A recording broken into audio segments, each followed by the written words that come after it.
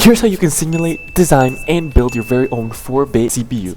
So now we've seen how full adders work, how ALUs work, how registers work, and how multiplexers work. So now let's put them all together and make this thing.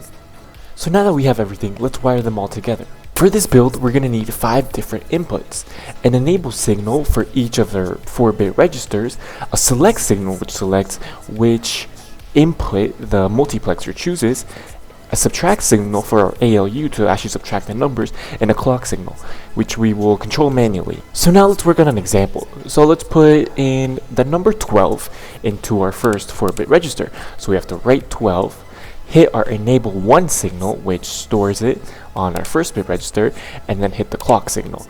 Then you can see it stores it in the first register. And now let's store the number 1 in our second 4-bit register. So let's write 1, enable 2, clock, and we get 13.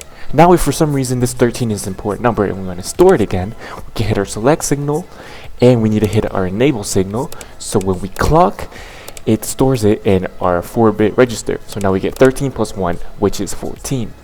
And just like that, you've made your very own 4-bit calculator. But we've barely just begun scratching the surface on real computer architecture. So stay tuned if you want to build your very own 8-bit CPU.